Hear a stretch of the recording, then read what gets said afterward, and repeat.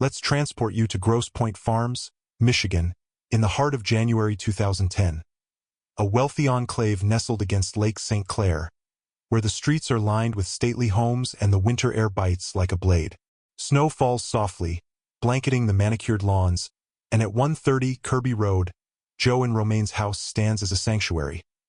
A two-story brick colonial with ivy curling up the walls, warm lights spilling from tall windows, and a front door adorned with a fading Christmas wreath. JoAnn's 55, a force of nature. Dark hair swept into a loose bun, eyes that catch every detail. A real estate agent who's carved out a thriving career since her divorce from Dave in 1999. Her 3 grown children are her anchor. Michelle, 34, a nurse juggling motherhood with a newborn daughter. Kelly, 30, a graphic designer with a quiet intensity. And Tim, 27, a hockey coach whose grin could charm a crowd. JoAnn's the kind of mom who'd spend hours perfecting Michelle's baby shower menu, stay up sketching logos with Kelly, or cheer herself hoarse at Tim's ringside. But beneath her vibrant exterior, a shadow's creeping in. A man from her past named Mark, her ex-boyfriend, and it's pulling her toward a darkness nobody sees coming. JoAnn's life is full. She's the hub of a sprawling Italian family. Cousins piling into her dining room for Sunday suppers of meatballs and red wine. Laughter echoing late into the night. She's active at St. Paul's Catholic Church, organizes the spring bazaar, sings in the choir, her alto voice carrying a warmth that draws smiles. After her marriage ended, she rebuilt herself, dated cautiously, then fell hard for Mark in the summer of 2008. He's 58, a contractor with a rugged charm, broad shoulders, a laugh that fills a room, stories of renovating old Detroit lofts that swept JoAnn off her feet.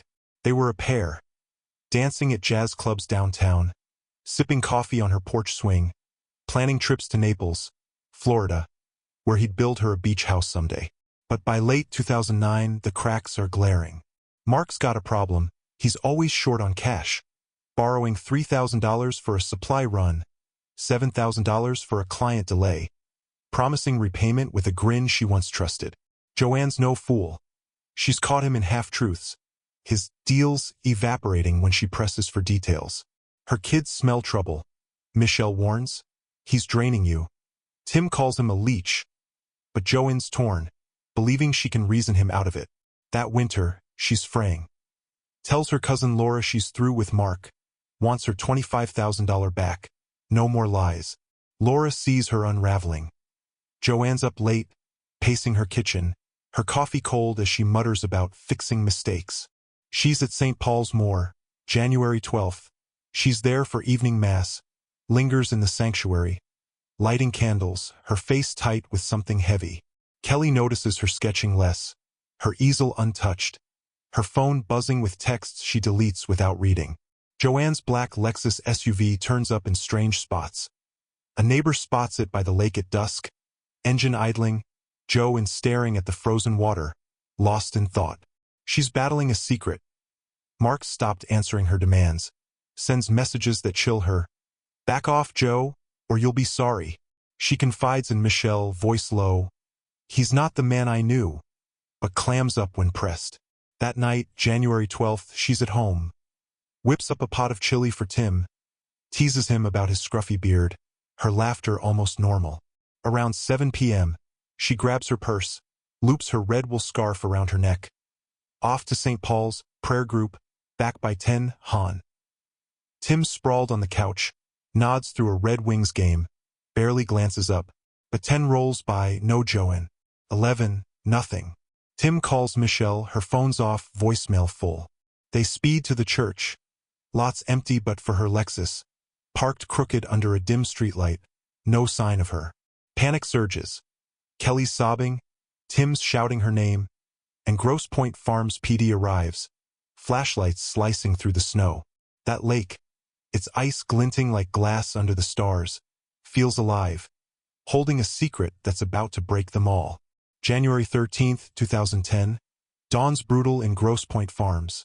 The mercury's stuck at 15 degrees, and Lake St. Clair's ice is a fortress, locking the town in a frozen hush.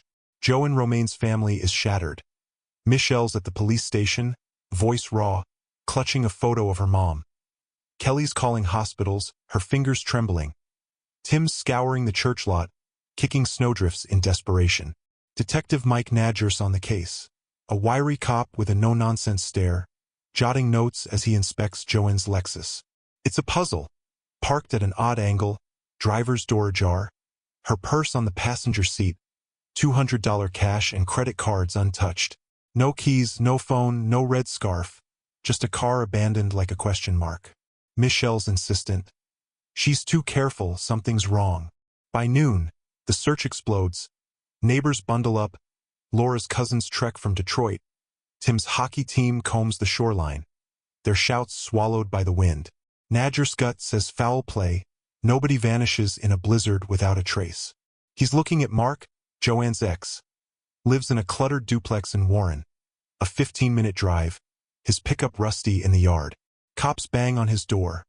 He's bleary-eyed, says he was at a dive bar, O'Malley's, till 1 a.m., hasn't seen JoAnn since a fight January 7th. She was hounding me for money, he mutters. $25,000, like I've got it. But cracks show. Bar's close. Yet a waitress says Mark left at 10. Acting weird. JoAnn's bank records scream. $12,000 wired to Mark in October. Another $8,000 in December. No sign he paid a dime back. Kelly tells Nadger. She was done, said she'd sue him. Mark's alibi's paper-thin. His phone shows a call to JoAnn at 6:50 p.m. Cut off fast. And a gas station clerk near St. Paul's IDs his truck at 7:45. Mark buying gum. Fidgety. The lake's their focus, divers gear up. But the ice is a beast, too thick for quick cuts, water too dark for eyes alone. K9 unit picks up JoAnn's scent. Church lot to the shore. Then poof, gone, like she dissolved. Laura's walking the bank. Spots JoAnn's red scarf snagged in a bush, half frozen, and screams, "It's hers, oh God!" It's clean, no blood, no tears. But JoAnn tied it tight, wouldn't lose it. Media swarms. WIVTV's there. Missing mom mystery. Michelle on screen. Eyes blazing. Someone took her. Flyers flood Grosse Pointe. JoAnn's smile on every storefront. Her absence a knife in the town's heart. That scarf's a taunt. Cops nix an accident. The ice holds firm. No cracks. No skid marks. Mark's too smooth. Tells a news crew. I loved her. Hope she's okay. But his jaw twitches. His boots caked with lake mud he can't explain. The family's drowning in fear. And that frozen water's a mirror, reflecting a horror that's clawing its way up. March 2010, and Grosse Pointe Farms is a town haunted. JoAnn Romain's been gone 8 weeks. Her Lexus hauled to a police lot. A silent witness to a night nobody can unravel. Michelle's a ghost. Barely sleeps, spends nights calling tip lines. Kelly's taken leave, stapling flyers to poles. Tim's coaching on autopilot, guilt gnawing him for letting her go. Detective Nadger's buried. Stacks of leads. Dead ends from psychics to drunks swearing they saw her in Chicago. Then March 24th, a break. A tugboat crew on Lake St. Clair, 8 miles north near Harrison Township, pulls a body from the shallows. It's JoAnn waterlogged, her coat gone, red scarf tangled in her hair, skin pale as the ice she came from. Autopsy's a gut punch. Drowning, water in her lungs, but her wrists are bruised purple, throat scratched, a cracked collarbone like she was crushed. She didn't slip. Nadger growls. Someone held her under. Mark's in deep now. Cops drag him in, chairs scraping as they lean close. Where were you? He's sweating. Says he was home after O'Malley's, watching Letterman, alone. But his phone pings a tower by St. Paul's at 8:10 p.m. Not Warren. JoAnn's cousins unearth more. She'd texted Laura January 10th. He's a liar. I'm getting it back. Her lawyer sent Mark a demand letter January 11th. $25,000 plus interest, court looming. He'd called her, voice shaking. You're ruining me. A barista at JoAnn's coffee shop overheard him January 9th, snapping into his phone. Keep it up, you'll see. Nadger's piecing it. Mark's broke, $30,000 in debt. JoAnn's money his only shot. Media's a hurricane. Fox 2 Detroit's all over it. Lake St. Clair killing. Grosse Pointe's polish peeling away. Locals crowd vigils. Candles line the shore. Laura's voice breaking.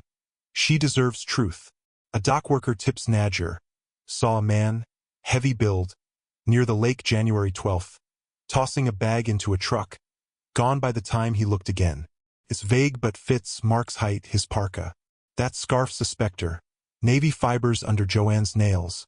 Not from her clothes. Like she clawed something off her killer.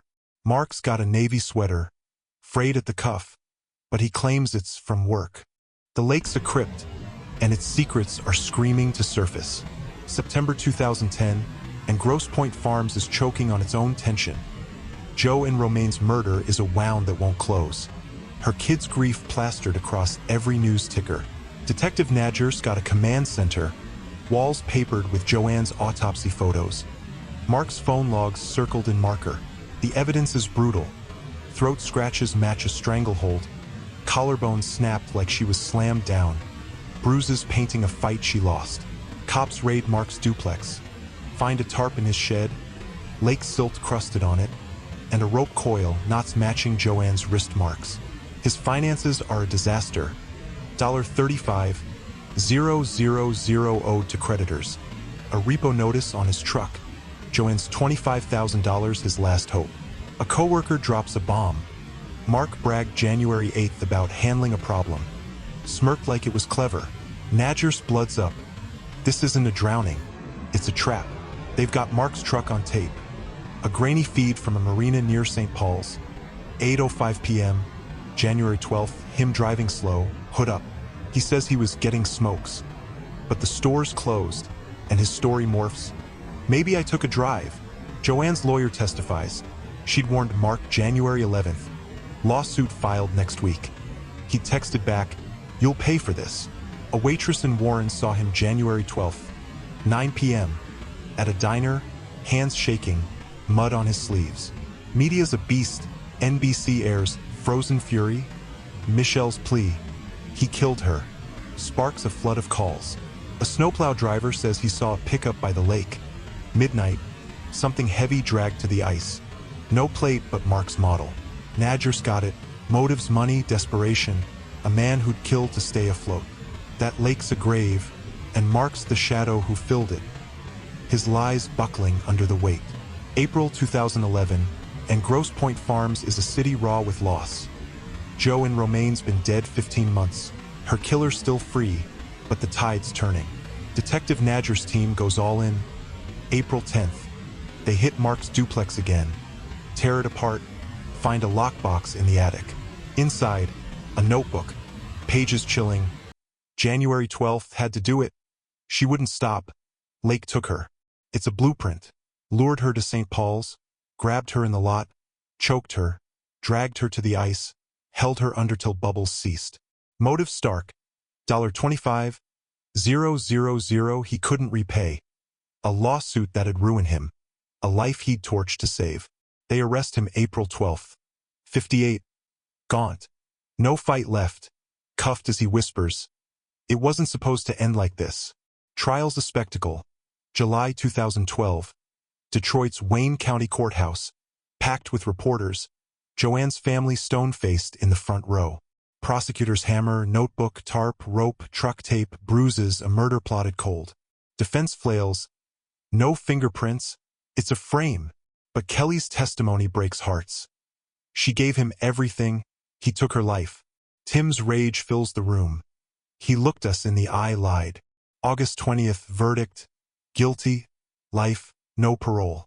Michelle collapses, sobbing. Laura prays. Strangers clap like it's a win, but it's ashes. Mark's empty. No remorse, no tears. A husk staring at nothing. JoAnn's kids claw forward. Michelle's daughter, JoAnn's namesake, starts kindergarten. Kelly's art blooms, raw and healing. Tim coaches kids, teaching grit Joe and lived. Lake St. Clair still, ice long gone, but it holds her echo. A mother stolen. A truth carved out. A family fractured but standing tall.